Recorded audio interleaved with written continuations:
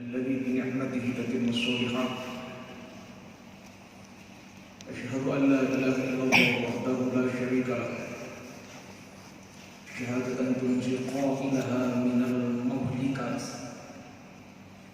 وأشهد أن محمدا عبده ورسوله أفضل جميع المخلوقات. اللهم صل على سيدنا محمد وعلى آله وصحبه أجمعين. أما بعد، فيا أيها الناس اتقوا الله حق تقاته ولا تموتن إلا وأنتم مسلمون. قال الله تعالى في كتابه الكريم: أعوذ بالله من الشيطان الرجيم. فمن يعمل مثقال ذرة خيرا يره ومن يعمل مثقال ذرة شرا يره. Sadaqallahul Azim. Hadirin jemaah salat Jumat rahimakumullah, mari kita tingkatkan takwa kita kepada Allah Tabaraka wa Ta'ala dalam arti takwa yang sesungguhnya, di mana definisinya adalah al-imtithalu bi awamirillah wal ijtinabu bi nawahih, menjalankan segala apa yang telah Allah titahkan kepada kita dan sebaliknya menjauhkan diri dari segala apa yang telah Allah larang kepada kita. Karena dengan ketakwaan yang kita maksimal, maka Allah Ta'ala menjamin berbagai macam solusi yang sedang kita hadapi. Masalah yang kita hadapi, Allah pada solusi segalanya. Dengan jaminan dalam sebuah ayat, wa may yattaqillah yaj'al lahu makhraja wa yarzuqhu min haitsu la yahtasib. Siapa orang yang berani bertakwa kepada Allah, Allah jamin. Yang pertama, yaj'al lahu makhraja, pasti Allah akan beri solusi dari segala kesulitan yang sedang kita hadapi. Dan yang kedua, wa yarzuqhu min haitsu la yahtasib, pasti Allah akan memberikan rezeki yang jumlahnya tidak terduga berapa banyak dan datang juga tidak tahu dari mana, hanya Allah Jalla Jalaluhu yang mengetahuinya. Subhanallah. Dan juga bukan hanya ketakwaan yang kita tingkatkan, namun imunitas tubuh, terutama pada saat pandemi seperti ini, mari kita jaga protokol kesehatan, karena kesehatan adalah penting dan Allah sangat suka orang yang seperti itu. Allah sangat suka orang yang menjaga kesehatan dan punya tubuh yang kuat. Sebagaimana cerita dalam Quran, wa inni laqawiyun amin, sungguh kami adalah orang yang kuat dan dapat dipercaya. Jemaah tabaraka wa ta'ala, jemaah rahimakumullah wa tabarakallahu ta'ala. Ada sebuah buah ayat yang sengaja saya kutip dari surat Az-Zilzal ayat 7 dan 8 yang berbunyi, faman ya'mal mithqala dzarratin khairan yarah. Ada yang membaca khairan yurah, mabni majhul namanya atau mabni maf'ul. Ada juga yang membaca khairan yarah, rohnya panjang. Wa may ya'mal mithqala dzarratin syarran yarah. Ada yang membaca syarran yurah, terutama sahabat Ali. Ada juga yang membaca syarran yarah, rohnya panjang. Hanya kalau kita tidak tahu sumbernya dari mana dasarnya, kita ikuti saja guru kita selama ini yang mengajarkan kepada kita. Kalau kita artikan kurang lebih demikian, barang siapa yang berbuat baik sekecil darroh, darroh diartikan oleh ulama kita terdahulu katanya biji sawi atau biji bayam. Kemudian zaman semakin pesat ke depan, begitu bergulir cepatnya zaman, sehingga ditemukan arti sementara untuk darroh katanya atom. Ternyata atom masih bisa diperkecil lagi, terdiri dari proton dan elektron. Kemudian darroh sementara diartikan proton dan elektron. Terus bergulirnya zaman, proton dan elektron masih bisa diperkecil, terdiri dari ether. Maka darroh diartikan sementara katanya ether. Ada yang mengartikan darroh katanya iota. Kalau Asy-Syaikh Muhammad Abduh dalam tafsirnya Fi Al-Quran belum menyatakan yang namanya dzarrah adalah apabila kau tatap matahari di siang bolong, lalu kok kelihatan ada benda yang paling kecil di hadapan mata, itulah arti yang tepat untuk dzarrah menurut Asy-Syaikh Muhammad Abduh. Berbeda dengan Ibnu Abbas radhiyallahu anhu atau Abdullah bin Abbas. Beliau menafsirkan arti dzarrah termaktub dalam kitab Al-Miqyas ala Ibnu Abbas. Kata beliau, "Idza wada'ta kaffaika 'alal ard, tsumma rafa'tahuma." Kalau bahasa kita, arti dzarrah adalah apabila kau tepakkan kedua telapak tanganmu di tanah, lalu kau angkat kemudian kau tepukan kedua telapak tersebut, fal haba'u qairah dzarrah, maka apabila ada debu yang bertebaran, itulah arti yang tepat untuk dzarrah menurut Ibnu Abbas. Namun saya tidak mengacu ke sana apakah dzarrah diartikan protonkah, elektronkah, biji sawikah, biji bayangkah, atomkah. Yang penting bisa kita ambil kesimpulan, siapa orangnya yang berbuat baik sekecil apapun, ya roh, maka nanti akan melihat balasannya. Atau kalau dibaca yuroh, maka nanti akan diperlihatkan oleh Allah tabaraka wa ta'ala balasannya pula. Wa may ya'mal mithqala dzarratin syarran yarah, dan siapa orangnya yang berbuat jahat sekecil apapun, ya roh, maka nanti akan melihat balasannya. Atau kalau dibaca yuroh, maka nanti akan diperlihatkan balasannya pula oleh Allah Jalla Jalaluhu. Jamaah salat Jumat rahimakumullah, ini ayat pendek, akan tetapi pembahasannya sangat luas, penjabarannya sangat luas. Kalau kita melihat asbabun nuzul, kita flashback, kita lihat asbabun nuzul ayat ini, akan menjadi pelajaran penting untuk kita. Apa itu? Ada dua buah kejadian dalam di tempat yang lain dalam satu waktu. Di satu sisi ada seorang sahabat Nabi yang sedang mengunyah kurma, sebiji kurma. Hanya itu yang ia miliki. Sedang memakan kurma, sudah baru masukkan mulut, baru mau dikunyah. Tiba-tiba ada seorang pengemis yang meminta kurma tersebut. Subhanallah, sang sahabat langsung refleks, kurma dikeluarkan dari mulut karena sangat kasihan melihatnya dan diberikan kepada sang pengemis tersebut. Di sisi lain ada seorang sahabat Nabi yang senantiasa melaksanakan dosa-dosa kecil, irtikabus shaghair. Hari ini melaksanakan dosa kecil, besok dosa kecil lagi, besok dosa kecil lagi, tanpa diiringi dengan istighfar. Sedangkan dosa kecil ditambah dengan kecil, ditambah kecil lagi, tanpa istighfar, lama-lama akan menjadi gunung es. Maka turunlah ayat ini. Dan ayat ini, mau atau tidak mau, diakui ataupun tidak, kita sebagai manusia hamba Allah Subhanahu wa ta'ala mengakui bahwa ayat ini adalah menjelaskan tidak mau atau mau kita akan mengalami 4 macam terminal hidup. Terminal yang pertama sudah kita lalui. Kapan itu? Tatkala kita berada dalam kandungan ibu kita masing-masing selama 9 bulan 10 hari, ada yang mengatakan 9 bulan. Di sana kita pernah diberikan statement oleh Allah Taala dalam Quran surat Al-A'raf. Allah menyatakan, wa in akhadha rabbuka min bani adama min dhuhurihim dzurriyyatahum wa syahadahum ala anfusihim alastu bi rabbikum. Wahai manusia, ingatkah kalian tatkala kalian berada dalam punggung mereka, punggung ibu kalian masing-masing maksudnya. Ala dhuhurihim, dhuhur artinya punggung, tapi maksudnya adalah perut. Ini namanya majas isti'arah at-tasrifiyah at-tabaiyah, dalam bahasa balagnya seperti itu. Kenapa pakainya dhuhur, pakainya punggung? Karena semua bayi ketika berada dalam kandungan ibunya itu menghadapnya ke punggung, mukanya menghadap ke punggung. Karena kalau menghadap ke perut pasti akan kena berbagai macam kotoran yang datang dari makanan yang ia makan, yang seorang ibu makan tadi.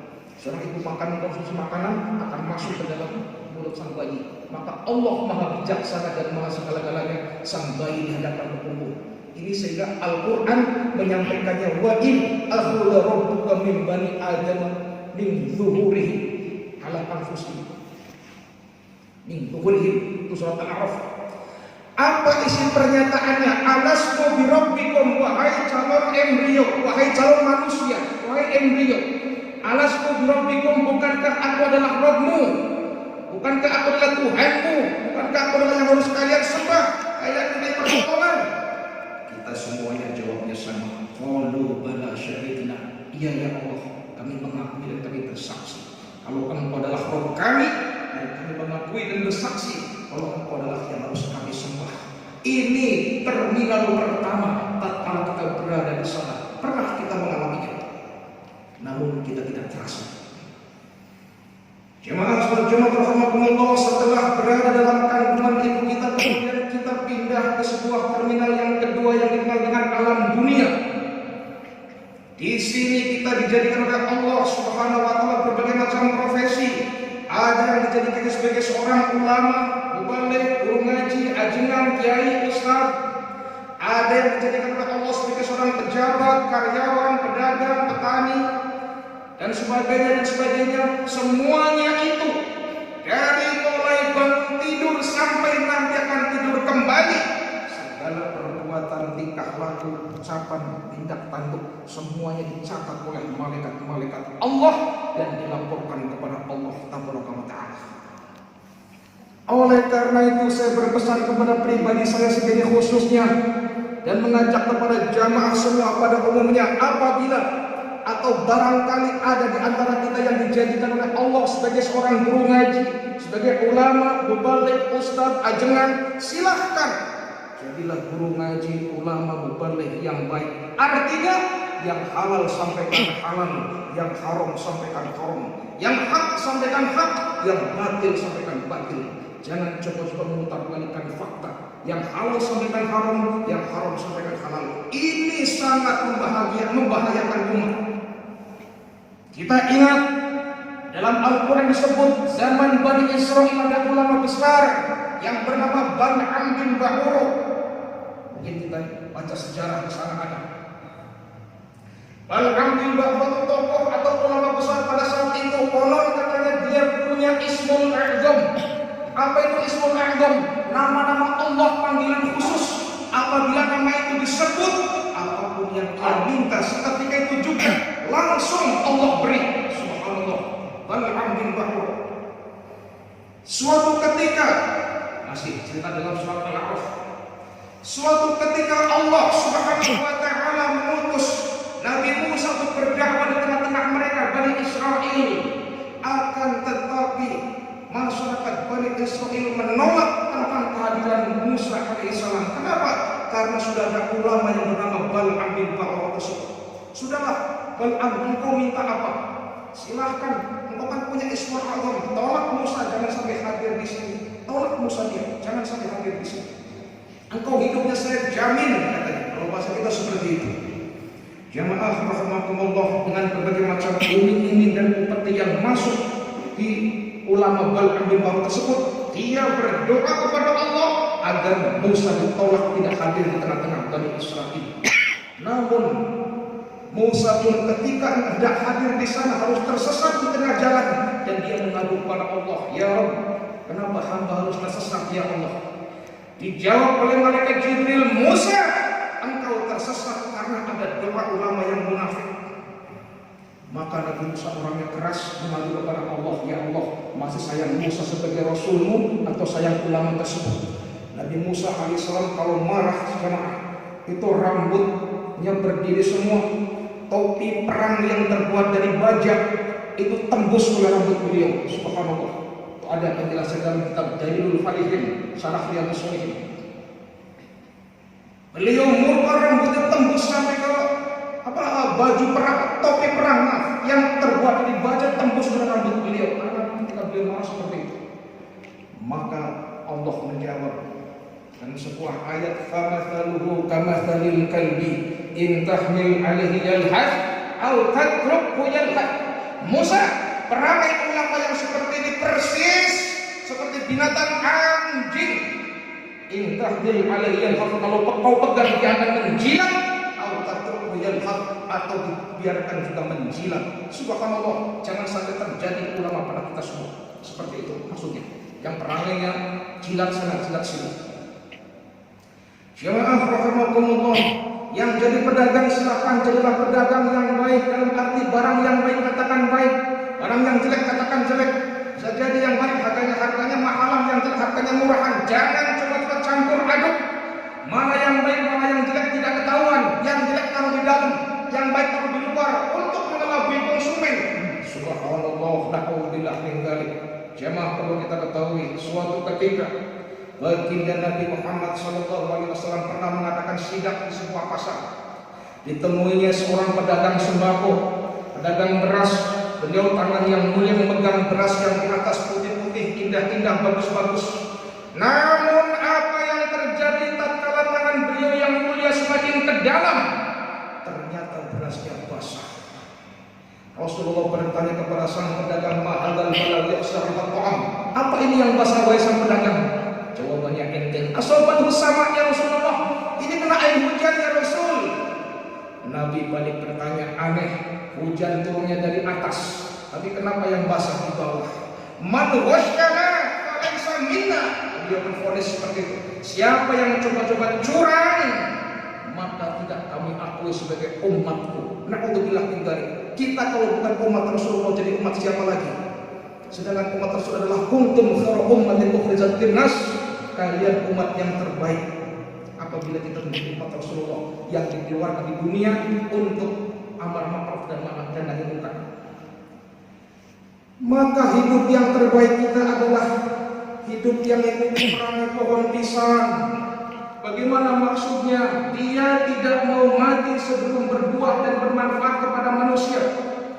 Walaupun ditebang sebelum berbuah akan tumbuh tunasnya lagi, ditebang tunasnya lagi akan tumbuh anaknya lagi, ditebang anaknya lagi akan tumbuh generasi berikutnya lagi.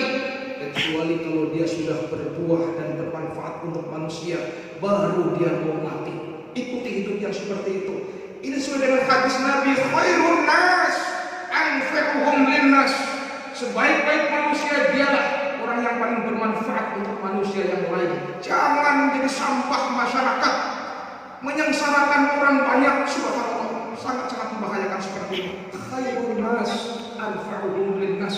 Sebaik-baik manusia adalah dia yang memberikan manfaat dan berguna untuk manusia yang lain. Karena kehidupan kita diibaratkan oleh Abu Nuwas, fa umri nankisun fi kulli yawmin wa dhambi zaidun kaifa ihtimali, katanya umurku semakin berkurang, dosa semakin bertambah dan menumpuk. Bagaimana ini? Apa kalau kita tidak buru-buru bertobat, akan kemanakan ini kita usianya? Maka yang terbaik adalah tadi hidup bermanfaat untuk manusia yang lain. Sebab yang banyak hidup ibarat kita mengendarai mobil atau kendaraan dalam perjalanan yang jauh. Apa yang terjadi? Bahan bakar semakin habis, debu semakin menempel di kaca-kaca kotor, harus masuk bengkel dan sebagainya. Itu fenomena kehidupan. Selama berapa lama? Paling 60, 80, 90 tahun kita berada di dunia, sangat singkat sekali. Dari dunia kemudian kita akan pindah ke terminal yang ketiga yang bernama alam kubur. Di sana Rasulullah SAW mengatakan, al-qabru babun wa kullu nasi dakhiluh. Kuburan itu adalah pintu dan semua yang namanya manusia pasti akan masuk ke dalamnya. Meskipun kita jatuh dari pesawat terbang atau naik kapal dan kena ombak, tenggelam dalam lautan, ujung-ujungnya masuk ke alam kubur juga. Apa yang terjadi apabila kita sudah masuk ke alam kubur? Rasulullah menyatakan, mal mayyitu fi qabrihi illa kal hurikil mutaghawwish. Mayat yang sudah masuk alam kubur persis seperti orang yang hidup tapi dia tenggelam dalam lautan. Apa yang kita bayangkan apabila kita tenggelam dalam lautan ketika kapal atau pesawat tersebut jatuh ke laut? Kita tidak memerlukan emas permata, tidak memerlukan mobil mewah, tidak memerlukan rumah megah, tidak. Demikian juga mayat yang sudah masuk dalam kubur tidak memerlukan harta warisan, tidak memerlukan kekayaan, tidak memerlukan mobil mewah yang taruh di kuburan, tidak. namun yang tadiru da'watan min ahli, dia hanya menunggu doa dan doa dari keluarga yang masih hidup. Orang yang sudah masuk ke kuburan seperti itu, karena ada yang namanya azab kubur dan juga ada yang namanya nikmat kubur. Kita diajarkan oleh Rasulullah, setiap selesai membaca tahiyat akhir fil alamin innaka hamidum majid sebelum salam, kita disunahkan untuk berdoa mohon perlindungan kepada Allah agar dihindarkan dari 4 hal. Yang pertama, azab jahannam, yang kedua siksa kubur, yang ketiga hidup fitnah hidup dan mati, dan yang keempat dihindarkan dari dajjal. Allahumma inni a'udzubika min azab jahannam, begitu kira-kira. Wa min azabil qabri, wa min fitnatil mahya wal mamati, wa min syarri fitnatil masiihid dajjal. Itu menunjukkan bahwa azab kubur ada. Hadisnya sahih. Jemaah yang dirahmati Allah Subhanahu wa taala, setelah kita berada dalam alam kubur cukup lama juga, masih ada satu terminal lagi yang bernama alam akhirat. Di sini kita kembali pada 2 ayat yang di depan, faman ya'mal mithqala dzarratin khairan yarah wa may ya'mal mithqala dzarratin syarran yarah. Siapa orangnya yang berbuat baik sekecil apapun, siapa orangnya yang nge-share postingan sebaik apapun, sekecil apapun, tapi postingan yang bernuansa bermanfaat untuk yang membaca, maka dia akan melihat balasannya, akan dibalas dengan kebaikan. Dan sebaliknya, wa may ya'mal mithqala dzarratin syarran yarah. Siapa orangnya yang berbuat jahat sekecil apapun, hoax sekecil apapun, dusta sekecil apapun, postingan yang bernuansa membuat masyarakat resah sekecil apapun, maka dia akan dibalas oleh Allah juga. Jangan coba-coba kita main-main dengan hal-hal seperti itu, sebab akan membahayakan masyarakat, maka timbulnya akan menjadi bencana dan petaka bagi kita. Hati-hati terhadap media sosial. Mari kita gunakan media sosial yang bijak agar bermanfaat untuk manusia yang lain. Demikian, semoga bermanfaat untuk kita dan tetap jaga persatuan dan kesatuan agar kehidupan kita benar-benar normal, mendapat ridho Allah, mendapat baldatun thayyibatun wa rabbun ghafur. Amin ya rabbal alamin. Barakallahu li wa lakum bil Qur'anil azim wa nafa'ana bihi wa iyyakum bil ayati wa dhikril hakim. Aqulu qawli hadza fastaghfirullahal azim li wa lakum wa lisa'iril mu'minin innahu huwal ghafurur